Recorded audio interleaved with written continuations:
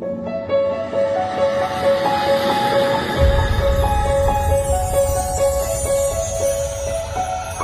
मैंने बताया था कि आपको कि सारे जो क्वेश्चंस हैं वो आपके क्लास के नोट से आए हैं और जो क्लास में हम लोगों ने डिस्कशन किए वो टॉपिक से पूछा गया है।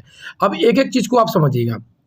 जैसे जब हमने सेबी को पढ़ाया था और नाबार्ड के और जो सारे संगठन पढ़ाए थे उसमें बताया था कि जितना भी शेयर मार्केट से संबंधित है गतिविधियाँ हैं उसको नियंत्रण सेबी करती है। और आज का जो पहला क्वेश्चन है कि भारत में म्यूचुअल फंड को निम्नलिखित में से किस संस्था के द्वारा विनियमित किया जाता है? तो इसका जो राइट आंसर है वो क्या है? आपका सेबी है। अगला है कि निम्नलिखित में से किस देश से होकर भूमध्य रेखा नहीं गुजरती? अब देखो ये मैं मुश्किल से 3 या 4 दिन पहले है जिसमें मैंने सारी रेखाओं और उससे गुजरने वाले देशों का नाम बतवाया था और उसमें लगभग यही देशों का नाम मैंने भी चूज किया था। तो निम्नलिखित में से किस देश से होकर के भूमध्य रेखा नहीं गुजरती? कीनिया, युगांडा, गैबोन और जाम्बिया। ये जो जाम्बिया से आपकी भूमध्य रेखा नहीं गुजरती है, जबकि कीनिया, गैबोन है और युगांडा से गुजरती है। इसके अलावा आपका कांगो प्रजातांत्रिक जो गणराज्य है, ये सारे जो देश हैं वो अफ्रीका महाद्वीप के हैं और वहाँ से ये क्या निकलती है, गुजरती है, आपकी जो भूमध्य रेखा है वो गुजरती है। अगला क्वेश्चन है सौर ऊर्जा का कारण क्या है? तो इसका आंसर है आपका नाभ की संलयन क्रिया, यानी संलयन प्रतिक्रिया की बात की है। ये भी मैं जब आपको सूर्य और उसकी एनर्जी के बारे में बता रहा था कि सूर्य की ऊर्जा का स्रोत क्या है, कौन सी क्रिया है, इसमें मैंने इसको बहुत डिटेल में समझाया था। उसमें मैं ये बताया था कि फोटोन क्या होते हैं, प्रकाश के कण जो गुच्छों से बने होते हैं फोटोन होते हैं। तो ये सारा मैंने उस वाले टॉपिक में आपको ये बताया था। अगला क्वेश्चन है कि मौलिक कर्तव्यों को भारतीय संविधान में 42वें संविधान संशोधन अधिनियम 1976 द्वारा निम्नलिखित की सिफारिश के अनुसार जोड़ा गया। ये परसों ही मैंने आपको बताया था कि सरदार स्वर्ण सिंह समिति की सिफारिश पर हमारे संविधान में मूल कर्तव्य जोड़े गए थे जो कि सोवियत संघ से लिए गए थे। कहाँ से लिए गए थे? सोवियत संघ से लिए गए थे। अब इसमें मैंने ये भी बताया था आपको कि संपूर्ण जो आपका 42वां संविधान संशोधन है वो सरदार स्वर्ण सिंह समिति की सिफारिश पे ही लिया गया था।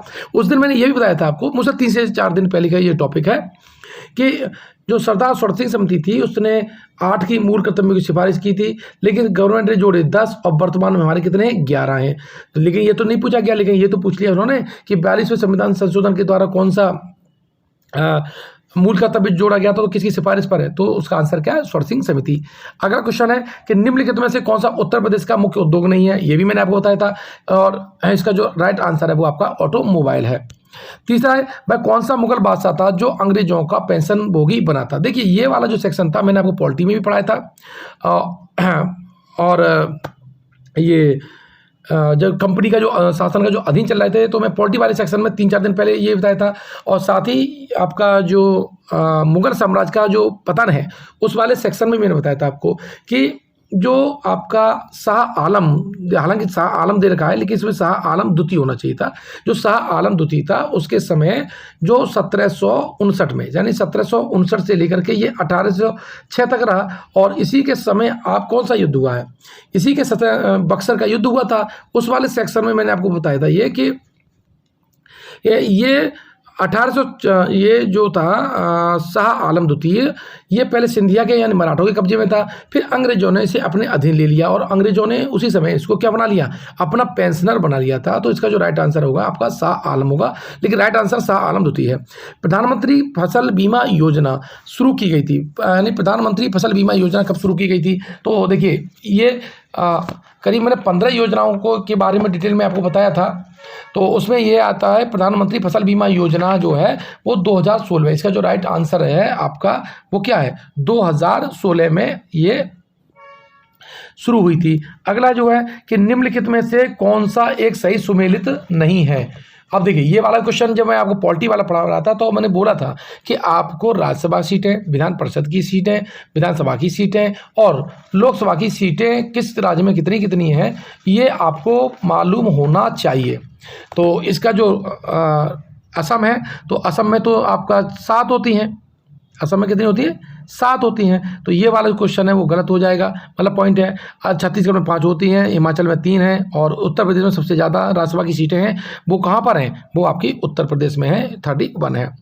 तो अब 9 क्वेश्चन है बैंकों के उपभोक्ता सेवाओं में सुधार का सुझाव देने के लिए निम्नलिखित में से किस समिति का गठन किया गया है। इसमें मैंने आपको 15 समितियों का एक लिस्ट दी थी कि अक्सर जो आयोग पूछता है वो इन्हीं 15 में से पूछता है। तो इसका जो राइट आंसर है वो है गोई-पोरिया समिति है। तो ये जो क्लास का जो मैंने नोट्स में आपको बार बार बताया है, ये इसलिए बार बार मैं बताता हूँ कि जो आपको एक समझाने के साथ रटवाना एक तरह से है, समझाने के साथ साथ मैं रटवाता इसलिए हूँ ताकि जो फैक्चुअल क्वेश्चन है वो आपसे क्या ना हो, गलत नहीं होने चाहिए। तो मुझे आशा है कि आपको इसमें मेरे जो क्लास के नोट्स हैं और आप रेगुलर क्लास में आएंगे कि आज मतलब 40 में से 39 क्वेश्चन के लगभग जो फंसे हैं, तो निश्चित रूप से ये आपके लिए भी और जो क्लास में पढ़ रहे हैं उन बच्चों के लिए भी और जो इस वीडियो को सुन रहे हैं उन लोगों के लिए भी एक संदेश है कि आप अगर पाठ्यक्रम पर आधारित अपना तैयार करते हैं सिलेबस को तो आपकी सफलता सुनिश्चित है। आगे कि ये तो रीजनिंग का क्वेश्चन है।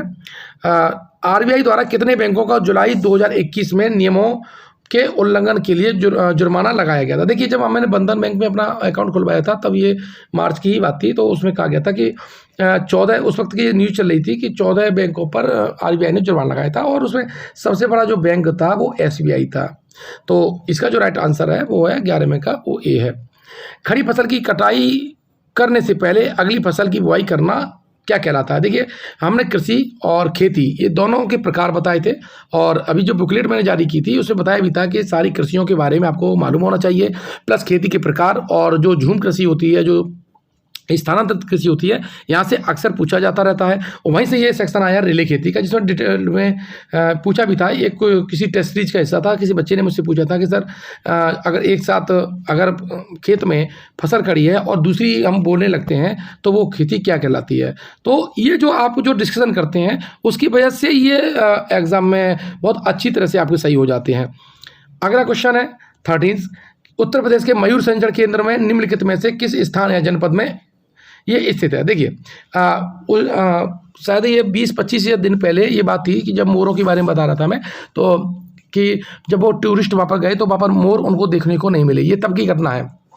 तब ये चर्चा में था कि जो मयूर केंद्र संरक्षण केंद्र है और वहाँ पर भी मयूर उन्हें ज़्यादा दिखाई नहीं दिए थे और अमर उजाला और हिंदुस्तान की ये पेपर में कटिंग में था ये। तो ये कहाँ पर है इसका जो राइट जो आंसर वो है वो आपका है मथुरा, यानी वृंदावन मथुरा में। ठीक है। अगला क्वेश्चन है, कन्नौज पर महमूद गजनवी के आक्रमण के समय वहाँ का शासक कौन था। अभी ये मुश्किल से मैंने 15 दिन ही पहले ये पढ़ाया था पूरा ये मिडाबल स्ट्रीम है और बार बार मैं फोकस कर रहा था कि इस बार जो आपके एग्ज़ाम होगा आयोग है वो मध्यकालीन भारत पर ज़्यादा फोकस करेगा और जैसा हमने गैस किया था और वो गैस लगभग पूरा हुआ भी। और स्टेप बाय स्टेप मैंने सारे जो महमूद गजनवी का आक्रमण किया वहाँ कौन सा शासक था, कौन सा चंदेल शासक था, और ये पूरा मैंने डायग्राम बना करके बच्चों को समझाया था और उसमें ये सीध आ गया था। तो इसका जो राइट जो आंसर है वो है आपका राज्यपाल है, यानी कन्नौज पर जब आक्रमण किया था तो महमूद गजनवी ने, तो वहाँ कौन शासक था। इसका जो राइट आंसर होगा वो आएगा राज्यपाल। ठीक है। निम्नलिखित में से कौन हड़प्पाई पुरास्थल उत्तर प्रदेश में स्थित नहीं है। अब देखो, मैंने जो अभी जब इसका एंशिएंट हिस्ट्री पढ़ाई थी और उसमें बताया था कि अब आपको जो नगर याद करने हैं वो इस तरह से याद करने हैं कि कौन सा एरिया में पड़ता है। पंजाब में कौन है, राजस्थान में कौन है, और गुजरात में है तो गुजरात में कच्छ में कौन सा, और काठियावाड़ में कौन सा आपका नगर है। इसका जो राइट आंसर वो है देसालपुर। देसालपुर कहाँ पर है, ये गुजरात में है। और गुजरात में कहाँ पर है, ये कच्छ के रण में है। कहाँ पर है, कच्छ के रण में है। बाकी ये तीनों हुलास, आलमगीरपुर और मांडी ये कहाँ यूपी के हैं। अगला, हड़प्पाई पुरास्थल बनावली किस नदी के किनारे स्थित है। ये भी देखिए क्वेश्चन मेरे नोट से है, जिसमें लिखा हुआ है रंगोई। अगला क्वेश्चन है कि निम्नलिखित में से कौन सी फसल लवण सहिष्णु है, यानी जो सॉल्ट सहिष्णु है। तो इसकी एक पूरी लिस्ट है जो कृषि वाले सेक्शन में मैंने बच्ची को दी थी, वो कौन सा है, चुकंदर। अगला, निम्नलिखित गुप्तकालीन मंदिरों में कौन सा उत्तर प्रदेश में अवस्थित है। इसका आंसर राइट है देवगढ़ का दशावतार मंदिर। अगला क्वेश्चन देखते हैं कि शब्दों के विषम युग्म को चुनिए। इसका जो पहला ही आंसर सही है इसका। निम्नलिखित में से दिल्ली के किस सुल्तान ने अमानवी दंड देना बंद कर दिया था? देखिए, जब आपका सल्तनत काल पड़ा रहा था तो उसमें मैंने बताया था कि मोहम्मद बिन तुगलक के समय दंडों का स्वरूप इतना बढ़ गया था कि सच्चाई बात तो जानने के लिए भी लोगों को पीटा जाने लगा था और अमानवीय यात्राएं दी जाने लगी थी। उसकी मृत्यु के बाद फिरोज शाह तुगलक गद्दी पर बैठा और उसने ये यात्राएं देना, जो अमानवीय जो दंड देना है, वो मना कर दिया था। तो इसका राइट जो आंसर हो जाएगा वो फिरोज शाह तुगलक हो जाएगा। अब निम्नलिखित में से किस राज्य में से राज्य के नीति निर्देशक तत्वों का कौन सा अनुच्छेद राज्य को निर्देशित करता है कि ये उद्योगों के प्रबंधन में कामगारों की सहभागिता सुनिश्चित करें? देखिए, ये तो परसों ही का ही था। परसों में मैंने 1 से लेकर के 51 तक याद करवाए थे आपको, है तो उसी में ये पूछा गया। इसका राइट आंसर है 43A यानी ए। भारत के कुल भौगोलिक क्षेत्रफल में उत्तर प्रदेश का कितना भौगोलिक क्षेत्रफल है? ये भी मैंने आपको बताया था 7.33। ये इतने बचकाना सा पेपर आया है, या ये कहिए कि आपने क्लास में ये सारा कुछ पढ़ लिया है, लेकिन अगर आप इसके बाद गलत करके आए तो ये आपकी प्रॉब्लम है। हम लोगों ने पूरा प्रयास किया था और सारे बच्चों को बार बार क्वेश्चन को, नोट्स को पढ़ना चाहिए। बाणभट्ट ने हर्षचरित्र में किस मौर्यकालीन शासक का उल्लेख किया है? इसका जो आंसर कुणाल का है। अब देखिए, ये क्वेश्चन है, ये जब मैंने साउथ अमेरिका पढ़ा रहा था और तो इसमें काफ़ी महत्वपूर्ण बताया गया था, और जब ब्राज़ील ये पढ़ा रहा था तो ये लॉ आयस का जो बुक है उसकी है वो इटावरा है। बॉक्साइट जो है बाइपा जो ऑस्ट्रेलिया में है, और जो तांबा है वो आपका कहाँ पर है? सडबरी में है। और मैग्नीज आपका चियातोरा है। जो चियातोरा है वो जॉर्जिया में है, सडबरी आपका कनाडा में है। बाइपा कहाँ पर है? बाइपा आपका ऑस्ट्रेलिया में है, और जो इटावरा है वो ब्राज़ील में है। तो इसका जो राइट आंसर जो होगा वो होगा आपका बी। पारिस्थितिकी तंत्र की अवधारणा प्रथम बार कर दी है। ये नोट्स में भी कितनी बार दिया, टेस्ट में कितनी बार लिया है मैंने। इसका जो राइट जो आंसर है वो है सी, A.G. टॉन्सले। 12वें वित्त आयोग का अध्यक्ष है। देखो, वित्त आयोग का अध्यक्ष में जब बताया था तो मैंने कहा कि वित्त आयोग के शुरुआत के 4 अध्यक्ष और लास्ट के 4-5 अध्यक्ष आपको जरूर पढ़ने चाहिए क्रमबद्ध तरीके से। अब वो क्वेश्चन को यहाँ से ऐसे पूछेगा, तो इसमें देखिए इसका जो राइट आंसर है वो है सी, रंगराजन। निम्नलिखित में से कौन सा एक उत्तर प्रदेश का लोक नृत्य है? तो इसका जो राइट आंसर है वो कौन सा है? वो है आपका जैता। देखो, सिग्मो, मोडनी और घोड़े ये यहाँ के नहीं है, यहाँ का कौन सा है? आपका जैता है। भारतीय संविधान के निम्नलिखित में से किस अनुच्छेद के तहत उत्तर प्रदेश में महाअधिवक्ता की नियुक्ति होती है? तो इसका जो राइट आंसर है वो है आपका ए, और वो है अनुच्छेद 165। अगला क्वेश्चन देख लेते हैं कि उत्तर प्रदेश में विधान परिषद वित्त विधेयक को कितने दिन तक विलंबित कर सकती है? इसका जो राइट आंसर है वो आपका है बी, यानी 14 दिन तक। 1829 में अंग्रेजों के विरुद्ध खासी जनजाति विद्रोह का नेतृत्व किसने किया था? देखिए, मैंने पूरी लिस्ट बना के दी है कि आपको आदिवासी नेताओं और उनका जो विद्रोह है उनके नेताओं का नाम आपको याद होना चाहिए, प्लस संधियां याद होनी चाहिए। इसका जो क्वेश्चन है उसका जो राइट आंसर है वो तीरथ सिंह है। इसमें तिरोध सिंह लिखा है तो इसका आंसर ए माना जाएगा। असमानता वायरस वैश्विक रिपोर्ट 2021 प्रकाशित की गई थी। ये ऑक्सफैम जारी करता है। और ये देखिए, मैं बार बार कहता हूँ कि जितने भी रिपोर्ट्स हैं उनके जारी करता प्लस उसकी फर्स्ट रैंक किसको मिली है और भारत की रैंक क्या है, ये सारा के सारे बहुत इंपॉर्टेंट होते हैं। निम्नलिखित में से किस क्षेत्र में मोटे अनाज वाली फसलें उगाई जाती हैं? तो इसका जो राइट आंसर है वो है आपका ए। अगला क्वेश्चन है, मध्यकाल में उत्तर प्रदेश के किस जनपद को शिक्षा का केंद्र होने के कारण सिराज ए हिंद कहा जाता था? और इसका आंसर है आपका जौनपुर। उत्तर प्रदेश का कौन सा शहर मार्च 2020 को जीडीपी और प्रति व्यक्ति आय के मामले में शीर्ष पर स्थान है? इसका जो आंसर है वो बी है, और वो है नोएडा। इसकी पूरी लिस्ट भी जारी की थी और मैंने ये बताया था कि सबसे कम जीडीपी वाला जो है वो बलरामपुर है। ये वाला जो लेक्चर में देखिए इस बार उसने जो आयोग ने पेपर बनाया है बहुत ईजी बनाया है। सबसे पहली बात तो ये समझ लीजिए, यानी जो हर एक सेक्टर के जो लगभग पूछे जाने वाले प्रश्न थे, साउंड जो क्वेश्चन थे वही पूछे गए, कोई ज़्यादा डेप्थ में वो गया नहीं है। अगला क्वेश्चन है कि निम्नलिखित में से कौन सा एक उत्तर प्रदेश का लोक नृत्य है? ओ सॉरी, ये द्वारा आ गया क्वेश्चन नंबर 35। 2021 के संघीय बजट प्रस्ताव में देखिए मैंने भारत निर्माण का भी बजट बताया था, प्लस अभी जो आत्मनिर्भर भारत योजना है उसके भी घटक के बारे में बताया था, और साथ ही जब बजट पढ़ाया था तो उसमें बताया था कि कितने इसके 6 स्तंभ आए और इसमें से PCS में IAS में जरूर पूछेगा। देखिए पूछ लिएगा इसने। इसका जो राइट आंसर है बी आंसर है कि गाँव के अर्थव्यवस्था का सुदृढ़ीकरण उन 6 घटकों में शामिल नहीं था। क्वेश्चन नंबर 36 है, भारतीय राष्ट्रीय कांग्रेस में सम्मिलित होने के लिए सुभाष चंद्र बोस को किसने प्रेरित किया था? देखिए हालांकि इसमें चित्तरंजन दास तो मिल गया था, लेकिन MP गांधी ने उनसे कहा, ये मुझे कोई रेफरेंस नहीं मिला है, लेकिन चूंकि चित्तरंजन दास हैं तो इसलिए हम आंसर इसको ये लगाएंगे। निम्नलिखित में से उत्तर प्रदेश की कौन सी अनुसूचित जनजाति वाराणसी जनपद में नहीं पाई जाती है? तो देखिए इसका जो राइट आंसर है वो है सहरिया। निम्नलिखित में से कौन सा एक भारत निर्माण योजना का संगठक नहीं है? देखिए मैंने आपको 6 योजनाओं के संगठक के बारे में बताया था और उसमें से 2 क्वेश्चन इसमें आए हैं। इसका जो राइट जो आंसर है वो है ग्रामीण उद्योग।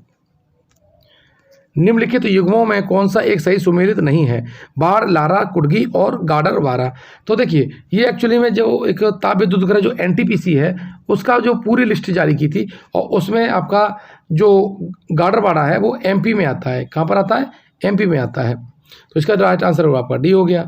अब GST परिषद का अध्यक्ष कौन होता है? तो इसका अध्यक्ष देखिए 3-4 दिन पहले जब निर्मला सीतारमण जी ने बयान दिया था तब भी मैंने कहा कि देखिए GST परिषद से क्वेश्चन आएगा, GST से इस बार ज़्यादा आना चाहिए। और इसके स्लैब, हालांकि मैंने उस स्लैब पे ज़्यादा ध्यान दिया था, स्लैब के टेक्स्ट पे ज़्यादा ध्यान दिया था, लेकिन ये बहुत हल्का क्वेश्चन इसने पूछ लिया कि उसके अध्यक्ष ही कौन होते हैं। तो ये जो 40 क्वेश्चन थे और 40 में से अगर एक रीजनिंग का छोड़ दिया जाए तो विदिन मैंने जो आपको जो लास्ट टाइम में जो क्लास ली है उसमें पूरा का पूरा लगभग 99% आपका पेपर फंसा हुआ है। तो कोई पढ़ना बहुत आसान, हर चीज़ बहुत आसान है, नौकरी लेना बहुत आसान है। ये लोग डरा देते हैं कि नौकरी लेना कठिन है। आप सिस्टम से तैयारी करेंगे तो निश्चित रूप से आपको सफलता मिलेगी। अब देखिए बच्चों के कहने पर मैंने मोबाइल एप्लीकेशन बनवाई है, टॉपर्स क्लब IAS अकेडमी। ध्यान रखिए क्या नाम है? Toppers club IAS academy. Toppers club IAS academy और IAS अकेडमी के नाम से है। तो आप इस नाम से मुझे YouTube पर भी हमारा सब्सक्राइब कर सकते हैं। हालांकि बहुत पहले का मैंने चैनल बनाया था, लेकिन अब उसमें मैं रेगुलर डालूंगा। साथ ही मोबाइल एप्लीकेशन पे भी आप इसे मतलब डाउनलोड करके वहाँ पर वीडियो और PDF प्राप्त कर सकते हैं। और अगर आप कोचिंग आना चाहते हैं तो आप क्लास भी ले सकते हैं। और उम्मीद करता हूँ आपको ये वीडियो अच्छा लगा होगा और आपको एक बहुत कॉन्फिडेंस आया होगा कि फंसता कैसे है क्वेश्चन पेपर। यानी अगर आप पाठ्यक्रम को नियमित रूप से अध्ययन करते हैं और बेसिक टॉपिक को कवर कर लेते हैं तो आपका आंसर ज़्यादा से ज़्यादा सही होने की संभावना रहती है। मैं आपसे बता लेता हूँ। धन्यवाद।